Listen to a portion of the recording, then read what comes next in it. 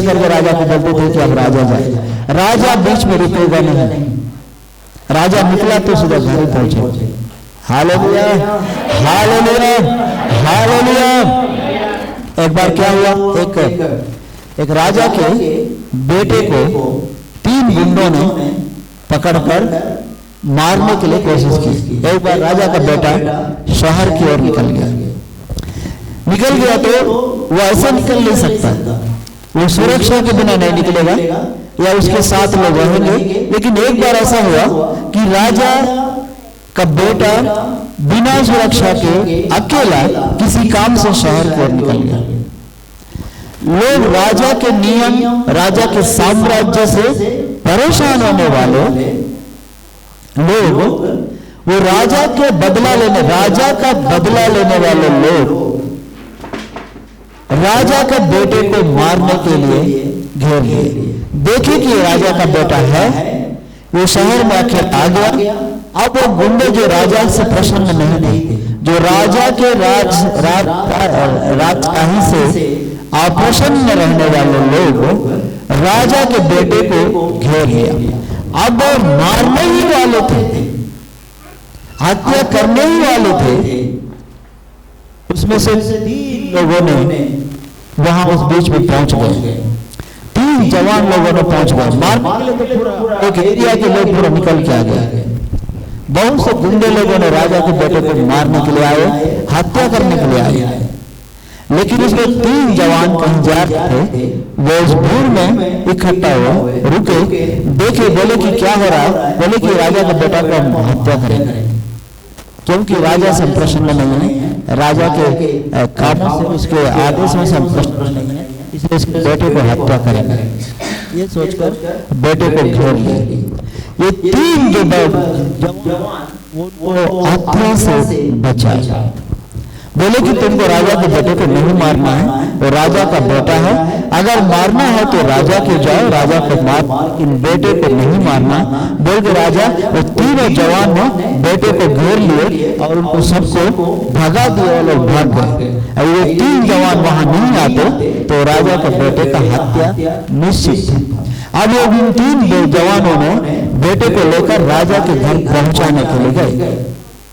पहुंचाने के लिए जाने के बाद राजा को बताया बेटा कि पिताजी, मैंने शहर को निकला था पुराने काम से और मुझे पूरे उस क्षेत्र के गुंडे लोगों ने घेर लिया, मेरा हत्या करने ही वाले थे। ये 3 भाइयों ने, जवानों ने, ये किसी काम से जाते जाते वहां पहुंच गए और इन्होंने मुझे घेर लिया और वो सारे गुंडे लोगों से मुझे जो हत्या करने के लिए घेर लिए थे उनसे मुझे चुराया। आप इन्हें जो मुंह मांगा इनको आप भेंट दीजिए, इनको जो आप गिफ्ट करना है, जो इनको प्रतिफल देना है, अवार्ड देना है, वो लोग जो इनको मुंह मांगा वरदान जो मांगेंगे वो आप उनको दे दीजिए। तो राजा ने पूरा पब्लिक को बुलाया, आदेश हो गया, पूरे उसके राज्य के जितने लोग हैं, हजारों भीड़ इकट्ठा है। उस भीड़ में बोला कि मेरा बेटे को हत्या करने वाले 3 जवानों को मैं आज पुरस्कार दूंगा और सब भीड़ के बीच में उनको एक अच्छा एक मेडल मिलेगा। तो सबके भीड़ के बीच में वो 3 को राजा एक तीनों को खड़े करके परिचय कराया। ये 3 जवान मेरे बेटे को बचाए, तो मैं इनको आज जो लोग मुंह मांगेंगे वो मैं देना चाहता हूँ। तो राजा पहला वाला व्यक्ति को बुलाया, बोला कि तू आज जो चाहता है वो यहाँ भीड़ में बोल दे और तू बोलोगे वही हो जाएगा। उसने बोला कि मुझे एक लड़की ढूंढकर मुझे शादी कराया जाए, क्योंकि मेरा शादी नहीं हो रहा है। राजा बोला प्रजा को, उनके सहायकों को, इस लड़के के लिए एक अच्छी लड़की को ढूंढा जाए, इसका विवाह किया जाए, विवाह का खर्च राजा की ओर से रहेगा और इसको एक जिसकी जितनी आवश्यक चीजें हैं शादी के बाद इसको सारा चीज दिया जाए।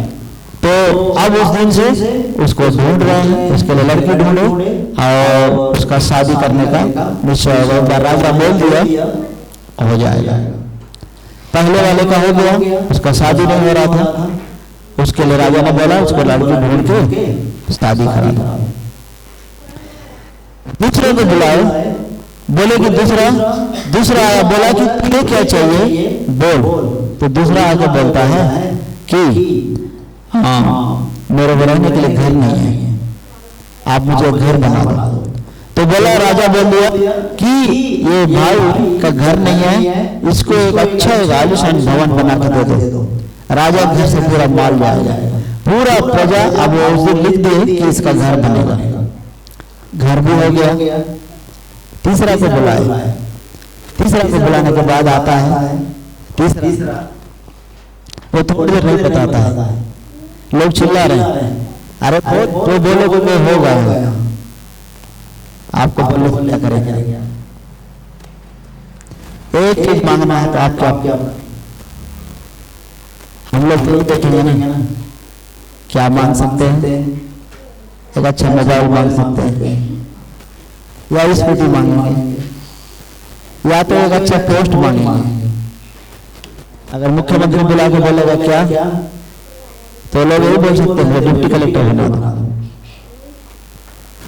ऐसे मांगते हैं।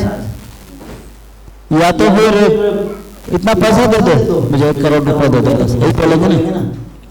अब तीसरा व्यक्ति लड़का आया, वो बता नहीं रहा, बोल नहीं रहा है, हंस रहा है, उसको सब बोल रहे हैं, अरे पागल है बोलना, तू काहे के लिए चुप है, तो आज जो बोलेगा वही हो जाएगा।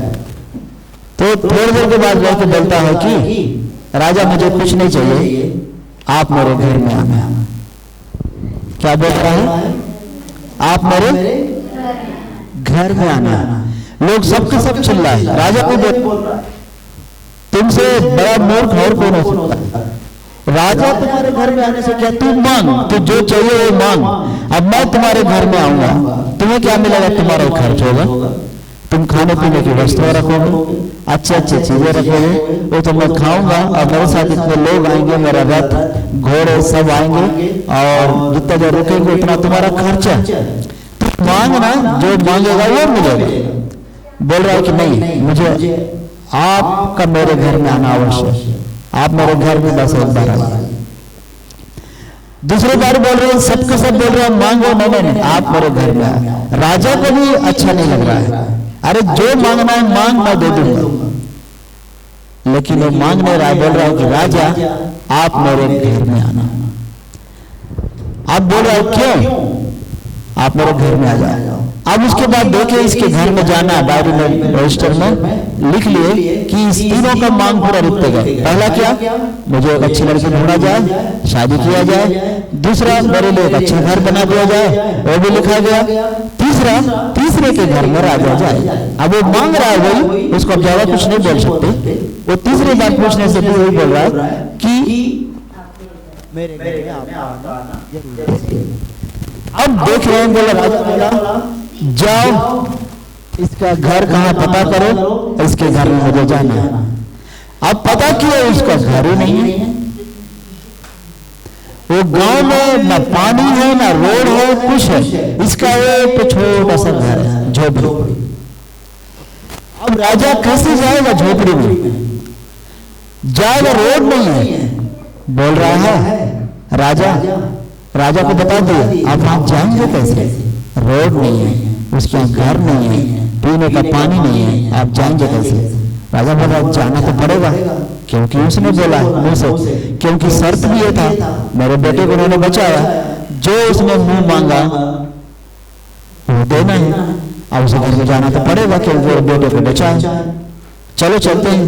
बोले राजा आप मत जाइए, हम पहले जाने के लिए रोड सीधा करेंगे। हालेलुया, रोड नहीं था। बोले रोड बनने के लिए कितना खर्चा है? पूरा राजा के घर से जा रहा है, उस घर के लिए कई किलोमीटर पक्का सड़क है। उसके बाद राजा आने वाला है, इसलिए लाइट लग गया। राजा आएगा, बैठेगा कहाँ? झोपड़ी में नहीं बैठेगा, आलीशान भवन बन गया। उसके बाद देख रहे हैं पानी नहीं है, पानी के बोरिंग मोहल्ले में खुद गया, और इसका स्पेशल बाउंड खुद गया। अब उसके घर में ऐसा पार्टीशन है, राजा कौन से गेट से घुसेगा, बैठेगा कहाँ, उसका खाने पीने वाली वस्तुएं कहां से बनेंगे, राजा बाहर जाके हाथ नहीं धोएगा, वाश बेसिन में अंदर धोएगा। राजा का मतलब क्या है आप समझ रहे हैं ना। प्रभु यीशु को, परमेश्वर को राजा बोला गया है, हम राजा बोलते हैं। वो कहीं भी नहीं जाएगा, वो जो बोलेगा वो होगा, इसलिए God is the king of Kings. वो राजा है, वो बाहर जाके हाथ नहीं धोएगा।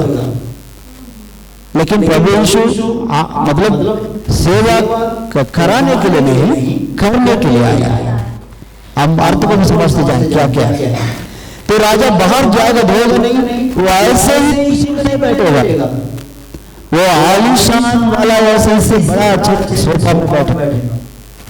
राजा का बैठने का जगह अलग हो, नहीं जाएगा, और राजा बैठने के बाद वापस नहीं जाएगा, ऊपर के लिए छोड़ेंगे। एक आलीशान भवन बन गया, रोड बन गया, पहले लाइट लग गया, पानी आ गया, आलीशान भवन हो गया, और घर में जितनी चीजें होना चाहिए, बाउंड्री वाल, बगीचा, सुंदर सुंदर चीजें, राजा कहाँ हाथ धोएगा, कहाँ बैठेगा, क्या खाएगा, अंदर किस्म से भरा हुआ राजा खाने वाली चीजें, वो पात्र भोजन कैसे बनेगा, वो सारी चीजों से भर गया। अब राजा निकल के जाने वाला है, तो पूछ राजा के साथ अब उसके पास जा रहा है। Hallelujah, hallelujah, hallelujah.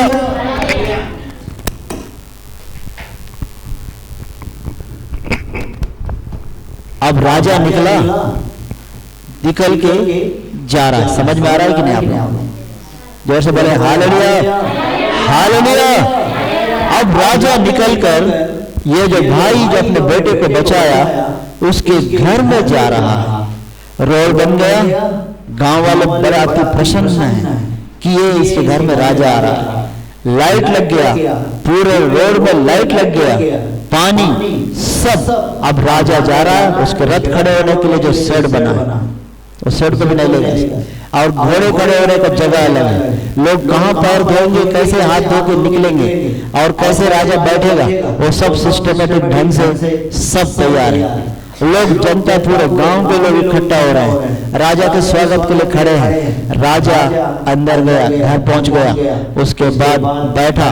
बैठने के बाद तू अब बता कि तू राजा को घर में क्यों बुलाया। लोगों ने मुंह से मुंह मांगा, वरदान मांगे हैं, तू राजा को घर में क्यों बुलाया? तो बोला मैं इसीलिए बुलाया कि मैं एक चीज मांगूंगा, क्योंकि मांगना एक ही था। मैं अगर रोड मांगता, रोड हो जाता, लाइट नहीं रहता, पानी नहीं रहता, घर नहीं। अगर मैं लाइट बोलता तो रोड नहीं होता, अगर मैं पानी बोलता पानी होता, मैं भी घर बोलता घर हो जाता। लेकिन राजा अगर मेरे घर में आएगा तो पूरी चीजें उसके साथ आएंगे। Hallelujah, hallelujah, hallelujah. आप कुछ मांगने के पहले ये सोचिए आप मांग किससे रहे हो। आप साइकिल मांगते हो, मोटरसाइकिल मांगते हो, कार मांगते हो, मुझे हेलीकॉप्टर में बैठना है मांगते हो, क्योंकि हेलीकॉप्टर मांग भी नहीं सकते।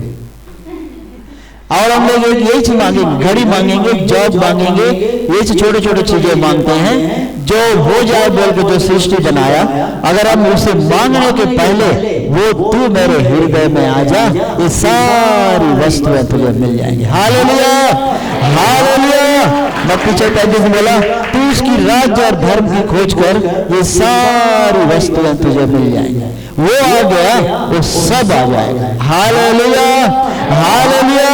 आपके लिए घर भी आ जाएगा, आपके लिए जॉब भी आ जाएगा, आपके लिए संतान भी आ जाएगा, आपके लिए जो अभी तक के नहीं हुआ वो सारे चीज हो जाएंगे। आप में चंगाई भी हो जाएगा। सृष्टिकर्ता आपके हृदय में आना चाहिए। मुझे कुछ नहीं, हमारा नारा भी है 2025 का, फुटबॉल मुझे कुछ नहीं तू चाहिए। हालेलुया।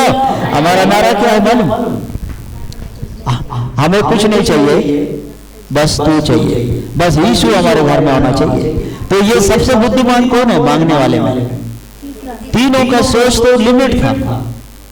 एक चीज मांगेंगे, मांगते गए, अब ये तीनों ही पछता रहे, हमने एक एक ही चीजें मांगा है। वो तो असली चीज मांगा है। सबसे पहले तो वो मांगते समय सबके बीच में मूर्ख बना है, पूरे पब्लिक उसको मूर्ख बोला है। राजा भी मांगते समय नाराज हुआ है, परिवार वाले भी बोले तू एक चीज मांग, उसके घर वाले भी रहे होंगे ना, अरे घर तो मांग तू भी, या रोड तो मांग। उस समय बोले होंगे तू मांगा नहीं, आज मिला नहीं, राजा आएगा जाएगा, तू सबसे मूर्ख है। ये बोला हुआ ना, आज हम मसीहों को लोग मूर्ख समझते हैं।